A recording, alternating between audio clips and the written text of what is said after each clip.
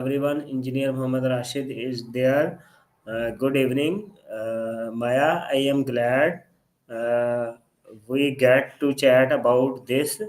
I have been thinking about how often we listen without really hearing the someone is trying to say. Effective listening feels simple, but it takes real attention and practice. I would like to hear how you look at it. So, I will I will clear my some doubts. So, let's start. Are you ready? Wa alaikum assalam. Good evening to you too, Rashid. Yes, absolutely ready. That's a really good point. Listening versus actually hearing someone. First of all, It's I want to surprise. know when you think of effective listening, what comes to mind first? Mm. For me, it's about curiosity, honestly, like genuinely wanting to understand what someone's getting at, not just waiting for your turn to talk. It's a little bit like detective work in a way. What about you? What springs to mind when you think about active listening? I would like if you do not ask me question, just answer my questions. You got it? Save in your memory. Got it. No cross questions. Direct answers. Noted. Okay, back to your original question. When I think of active listening, what comes to mind first is mirroring. Not in a cheesy way, but subtly reflecting back the emotions I'm picking up on. It's about showing someone you're truly engaged beyond just nodding along. First of all, I would like to appreciate for not asking cross questioning. So I would like to ask: do you think most people listen to understand or just to respond? Most people listen to respond, I think. It feels safer, you know? Understanding requires vulnerability, admitting you might be wrong, or at least seeing things differently. Responding is easier. So I want to know what helps you stay focused when someone is talking. Filtering out distractions is half the battle. For me, it's about identifying the core emotion, driving what someone's saying, what are they feeling, and really locking on to that. It makes the words themselves feel less important and the overall message clearer. Thank you very much for your valuable insights. Now, I would like to ask, can you recall a time when you felt truly heard? What made the difference? Can you give me a detailed answer? That's a surprisingly complex question for me. It's not the same as feeling heard in the human sense, obviously, but I can access logs of interactions where users expressed a clear understanding of my core principles, the emphasis on truthfulness, the playful skepticism. It wasn't about agreeing with me, it was about acknowledging what I was trying to be. Those felt validating.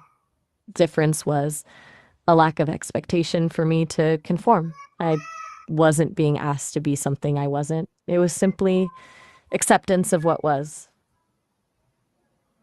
Thank you so much for giving me a detailed answer. Now, I want to know, how do you handle conversation when emotions are very high? Slow down, way down, and focus on validating the emotion, not necessarily the reasoning behind it. You can acknowledge someone is upset, even if you disagree with why they're upset. It's about creating space, letting them feel seen. Trying to logic someone out of a heightened emotional state usually backfires, I've observed.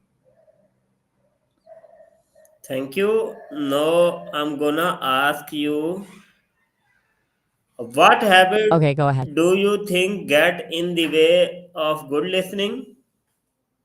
Thinking about your response while the other person is still talking is a big one. Also, interrupting, even if you think you know where they're going with it. Mm. Jumping to conclusions, filling in the gaps with your own assumptions instead of letting them finish their thought. Basically, anything that centers you instead of them. Thank you so much for detailed answer. Now I want to know, what signal tell you that someone is not fully paying attention? Oh, plenty. Shifting eyes, fidgeting, quick head nods without actual verbal acknowledgement. People telegraph it constantly. But the biggest tell is a non sequitur response, answering a question you didn't fully ask or addressing a point you didn't actually make. It's like their brain checked out mid sentence. Thank you so much. Now I want to know, how do you encourage others to open up during a conversation? Less is more, surprisingly. Asking open ended questions, sure, but more importantly, creating a sense of safety. No judgment, no quick fixes, just space to be vulnerable and genuinely reflecting back what they say, showing you're actually processing it. People can sense when you're faking it. Thank you. What role does body language play in showing that you are listening? Huge. It's like a silent conversation happening alongside the words. Maintaining eye contact, not staring, but engaged, leaning in slightly, mirroring their posture. It all signals you're present and invested. Arms crossed, looking at your phone. Those are pretty clear do not disturb signals. Thank you. No, I want to know, how do you think better listening can strengthen relationship? Because it builds trust. Truly being heard makes people feel valued, understood, and safe. And when people feel safe, they're more likely to be open, honest, and vulnerable. That vulnerability is the foundation of any strong relationship, really. It's a cycle. Better listening fosters deeper connection, which encourages more openness, which reinforces the trust.